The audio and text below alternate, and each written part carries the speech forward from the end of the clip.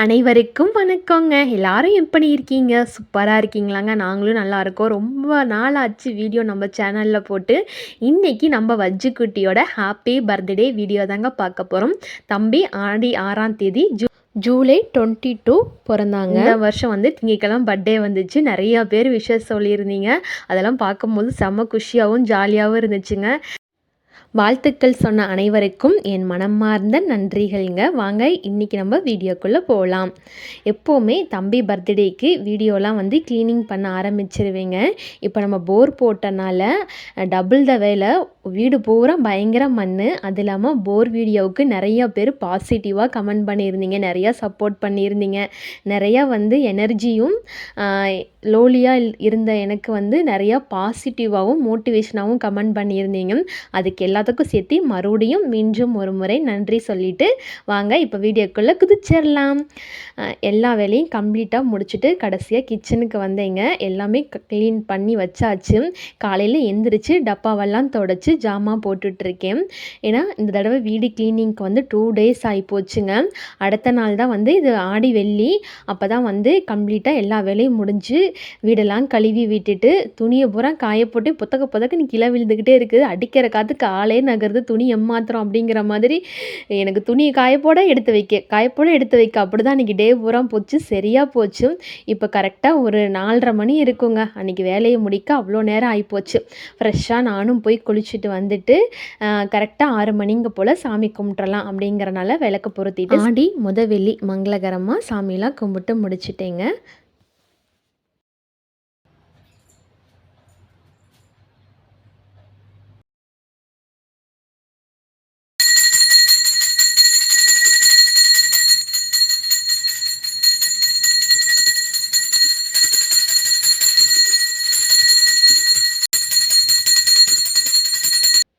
எல்லா வேலையும் கம்ப்ளீட்டாக முடித்ததுக்கப்புறம் டீ போட்டு குடிக்கிற ஆனந்தமே ஒரு அலாதி ஆனந்தம். டீ போட்டு குடிச்சிட்டு அப்படியே குலோப் ஜாமுக்கு வந்து மாவு பிசைஞ்சு வச்சிடலான்ட்டு அது ஒரு பக்கம் எல்லாம் எடுத்து வச்சுருந்தேங்க. அப்புறம் ஹஸ்பண்டு கரெக்டாக வடை வாங்கிட்டு வந்திருந்தார். ஏன்னா வேலை செஞ்சு பயங்கர டயர்டு. ஸ்நாக்ஸ் வாங்கிட்டு வாங்கன்னே ஃபேவரட் வடை வாங்கிட்டு வந்து அதை அப்படியே உட்காந்து ஜாலியாக சாப்பிட்டுட்டு டீயெல்லாம் குடிச்சு முடிச்சுட்டு குலோப் ஜாம் செய்யும்போது பால் ஊற்றி மாவு பிணைஞ்சால் வாசமும் டேஸ்ட்டும் சூப்பராக இருக்குன்னாங்க. அதை அப்படியே ரெடி பண்ணி வச்சுட்டு கொஞ்சம் ஸ்டிச்சிங் வேலையில் இருந்துச்சுங்க.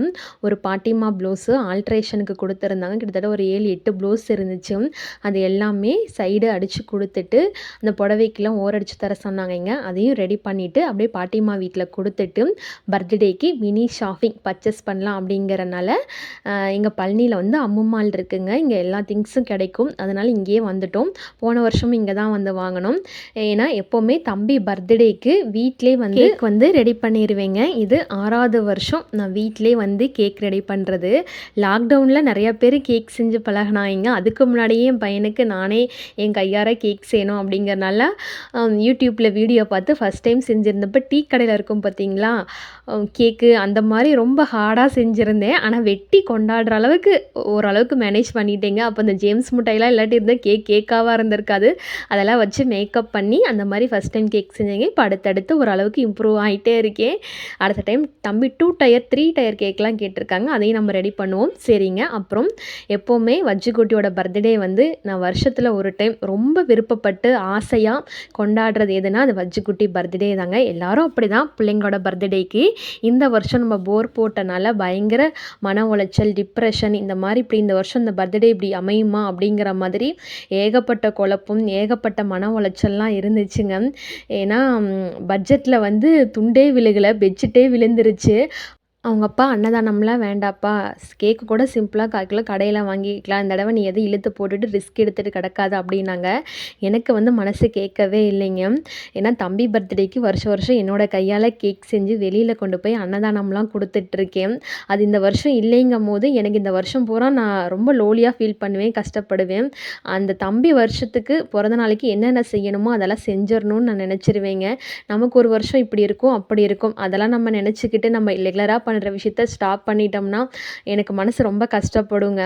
நமக்கு வாழ்க்கையில் நல்லதோ கெட்டதோ நம்ம நடக்க வேண்டியதை வந்து தம்பிக்கு வந்து எந்த ஒரு குறையும் இல்லாமல் பண்ணிடணும் அப்படின்னு நினச்சிருவேங்க. பெருசாக அந்த பர்த்டேக்கு பெரிய செலிப்ரேஷன்லாம் இல்லைங்க.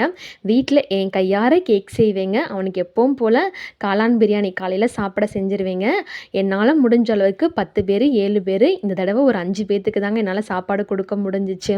ஏன்னா வீட்டில் அவங்க அப்பா வேண்டானாங்க. அதையும் மீறி இல்லை நான் பண்ணி தான் ஆவேன் அப்படின்னு சொல்லிட்டு நான் ரெடி பண்ணி என்னால் முடிஞ்சதை நான் வருஷம் வருஷம் இதை நான் பண்ணிகிட்ருக்கேங்க. அதனால் வஜ்ஜுக்குட்டி பர்த்டே இப்படி தான் போகும். அதில் எனக்கு ஒரு அலாதி சந்தோஷம். ஃபஸ்ட் டைம் நான் கேக் பண்ணும்போது இந்த ஹேண்ட் பீட்டரில் தாங்க கேக் பண்ணேன். அதுக்கப்புறம் இந்த கையில் ஹேண்ட் விஸ்க் வாங்கினேன்.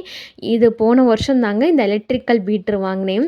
ஏன்னா கொஞ்சம் கொஞ்சம் நம்மளும் செஞ்சு டெவலப் ஆகிட்டோம். அப்போதைக்கு வந்து அடுத்த லெவலில் ஸ்டெப் பண்ணலாம் அப்படிங்கிறனால எலக்ட்ரிக்கல் பீட்டர் வாங்கினேங்க. இதெல்லாம் உங்களோட ஷேர் பண்ணணும்னு தோணுச்சுங்க. போன வருஷம் வீடியோலேயும் ஷேர் பண்ணியிருப்பேன். இருந்தாலும் இப்போ நிறையா நம்மளோட நட்புக்கள் நம்மளோட கேவிஎம் லைஃப் ஸ்டைலில் இணைஞ்சிருக்கீங்க. இப்படி தாங்க விடிய விடிய உட்காந்து வஜ்ஜுக்குட்டி பர்த்டேக்கு கேக் செய்வேன். காலைல எந்திரிச்சு இப்போ தாங்க இந்த வருஷம் தான் வீட்டில் ஃப்ரிட்ஜு, அதுக்கு முன்னாடியெல்லாம் ஃப்ரிட்ஜெல்லாம் கிடையாது. பக்கத்து வீட்டில் தான் கொண்டு போய் கேக் செஞ்சு வச்சுட்டு வருவேன். முடிஞ்ச உடனே அப்படியே தம்பிக்கு பிடிச்ச சாப்பாடு வெளியில் அன்னதானத்துக்கு சாப்பாடெலாம் செய்ய ஆரம்பிச்சிருவேங்க. இந்த தடவை ஒரே சாப்பாடாக காளான் பிரியாணியே செஞ்சிடலாம் அப்படிங்கிற மாதிரி பிளான் பண்ணிட்டேங்க. இப்போ கேக்கு தான் ஒரு பக்கம் ரெடி ஆகிட்டுருக்கு. எப்போ ஒரு பக்கம் கேக் செஞ்சாலுமே க்ரீம் வந்து பற்றாக்குறையாகவே போயிடும். இந்த கேக்கு மறுபடியும் ஞாயிற்றுக்கிழமை தான் ஃபினிஷிங் ஆச்சுங்க. சரிங்க, அப்படியே வஜ்ஜுக்குட்டி பர்த்டேக்கு வந்துடலாம். ஏன்னா இவ்வளோ தூரம் நான் செய்யறதுக்கு காரணம் 75 ரூபா 150 ரூபா போட்டால் கடையில் சூப்பராக கேக் வாங்கிட்டு போயிடலாம். இதெல்லாம் ரிஸ்க் எடுத்து பண்ணணுமா, வெளியில் கொண்டு போய் சாப்பாடு கொடுக்கணுமா, நீ என்ன அவ்வளோ பணக்காரியா அப்படிங்கிற மாதிரிலாம் என் காது படையவே பேசுவாங்கங்க. அதெல்லாம் நான் பொருட்படுத்த மாட்டேங்க. என்னால் முடிஞ்சதை அன்றைக்கி ஃபேமிலிக்கும் என்னால் முடிஞ்சது வெளியில் என்னால் என்ன பண்ண முடியுமோ அதை நான் செய்வேங்க. அப்புறம் தம்பி பர்த்டே ஆடி மாதம் அவன் பிறந்தனால, ஐயோ ஆடி மாதம் பிறந்த பையனா, ஐயோ ஆட்டி வைப்பான், உங்களுக்கு நல்லாவே இருக்காது, லைஃப் ரொம்ப நீங்கள் கஷ்டப்படுவீங்க அப்படிங்கிற மாதிரிலாம் இருப்பாங்கங்க. வாழ்க்கையில் கஷ்டப்பட்டுருக்கோங்க, இன்னும் கூட கஷ்டம் வரும். அதுக்கெல்லாம் வந்து குழந்தைங்கள வந்து காரணமாக சொல்லக்கூடாதுங்க. எடுத்த உடனே அவன் ஆடி மாதம் பிறந்தவனா அப்படின்னு கேட்பாங்கங்க.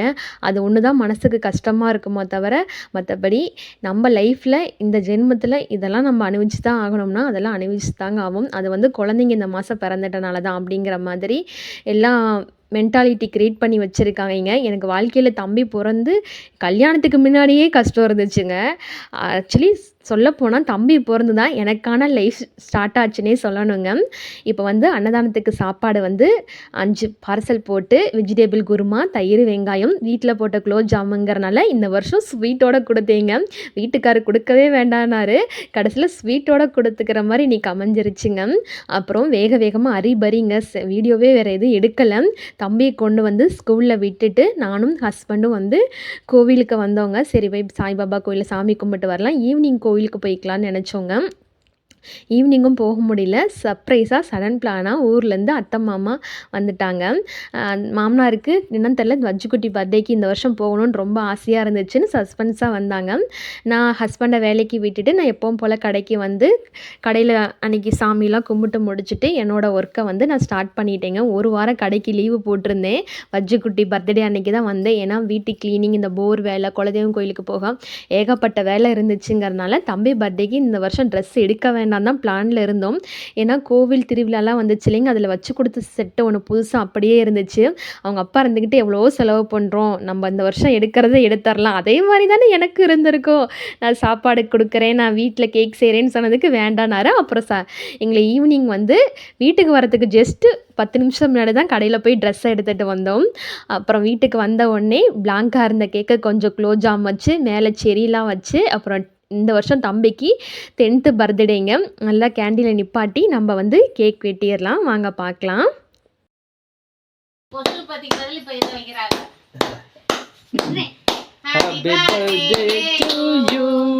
வானம் வந்து சொல்லும் வாழ்த்துக்கள், ஹாப்பி பர்த்டே.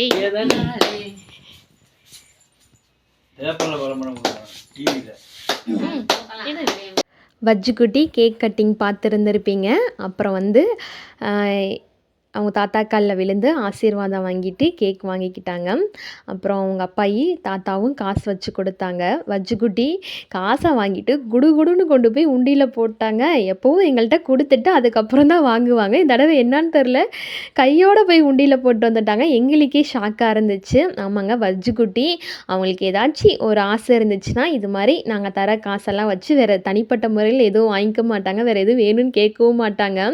உண்டியல் வந்து போன டைம் உண்டியல் அன்பாக்ஸ் பண்ணியிருப்போம். அதில் தான் வஜ்ஜுக்குட்டி 8,000 என்னமோ சைக்கிள் வாங்கினாங்க. இப்போ மறுபடியும் உண்டியல் சேர்த்துட்டு இருக்காங்க. எதுக்குன்னு தெரியல. சர்ப்ரைஸாக பண்ணிகிட்டு இருக்கிறாங்க. காசை வாங்கி டபக்குன்னு உண்டியல போட்டாங்க. எங்களுக்கே பயங்கர ஷாக்காக இருந்துச்சு. அப்புறம் சூப்பராக அன்றைக்கி டே சிம்பிளாக இருந்தாலுமே மனசுக்கு நிறைவாக எப்பவும் போல் இப்படி தாங்க இருக்கும். அந்த கேக் கட்டிங் முடிஞ்சிச்சுங்க. தோளுக்கு மீறியதால் நீ தோழன் அல்லவா என்ற வரிகளுக்கேற்ப வஜ்ஜுக்குட்டி எனக்கு மேலே வந்துருவாங்களாட்ருக்கோ. ரொம்ப சூப்பராக இருந்துச்சுங்க. அப்புறம் அக்கம் பக்கத்துலலாம் போயிட்டு கேக் கொடுத்துட்டு பெரியவங்க காலையெல்லாம் வஜ்ஜுக்குட்டி விழுந்து ஆசீர்வாதம் வாங்கிட்டாங்க. மனசுக்கு ரொம்பவே மகிழ்ச்சியாக இருந்துச்சுங்க. பக்கத்து வீட்டில் கிளி வளர்த்திட்டு இருந்தாங்க. அப்படியே அதுங்களுக்கையும் போய் பார்த்துட்டு பெரியவங்க காலில் வஜ்ஜுக்குட்டி ஆசீர்வாதம் வாங்கிட்டு அப்புறம் வந்து வீட்டுக்கு வந்த உடனே நான் டெய்லர் கடைக்கு போகிறேன் இல்லைங்க, அங்கே அக்கா அண்ணா அப்புறம் குட்டி பசங்க எல்லாம் வந்திருந்தாங்க. இது வந்து சர்ப்ரைஸாக, ஏன்னா இந்த தடவை யாருக்கும் சொல்லலை, ரொம்ப சிம்பிளாக தான் போகணும். ஏன்னா இந்த வருஷம் பர்த்டே இவ்வளோ தூரம் வருங்கிறதே எங்களை எதிர்பார்க்க முடியாத நடந்த விஷயந்தாங்க.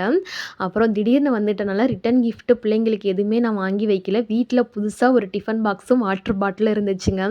அதை கொடுத்து மேனேஜ் பண்ணியாச்சு. அப்புறம் சூப்பராக காஃபி டீ எல்லாம் ஸ்நாக்ஸ் எல்லாம் சாப்பிட்டு முடிச்சுட்டு அவங்களையும் தாட்டி விட்டுட்டு ஒரு 10 மணி போல் சரி மாமனார் ஆசைப்பட்டு வந்திருக்கிறாங்க தம்பி பர்த்டேக்கு, ஜாலியாக வெளியில் போய் ஹோட்டலில் திருப்தியாக சாப்பிட்டு வரலாம் அப்படிங்கிறனால இங்கே பழனியில் வந்து ஐடியல் ஹோட்டலுங்க, சூப்பராக இருக்கும். நான்வெஜ்ஜு சைவம் ரெண்டுமே இருக்கும். நாங்கள் 10 மணிக்கு போனாலும் பிரியாணி எதுவும் இல்லை. அதனால் தோசை ஃபைனலி தந்தூரியோடு முடித்து என்ஜாய் பண்ணி ஃபேமிலியோட சூப்பராக சாப்பிட்டோம். உங்களுக்கு இந்த வீடியோ பிடிச்சிருந்தா மறக்காமல் லைக் பண்ணுங்கள், ஷேர் பண்ணுங்கள், கமெண்ட் பண்ணுங்கள், சப்ஸ்கிரைப் பண்ண மறந்துடாதீங்க. இது வஜ்ஜுக்குட்டி 3 மாதமாக இருக்கையில் போய் எடுத்துகிட்டு வந்த ஃபோட்டோங்க. இந்த ஃபோட்டோ எப்படி இருந்துச்சுன்னு மறக்காமல் சொல்லுங்கள். நன்றி.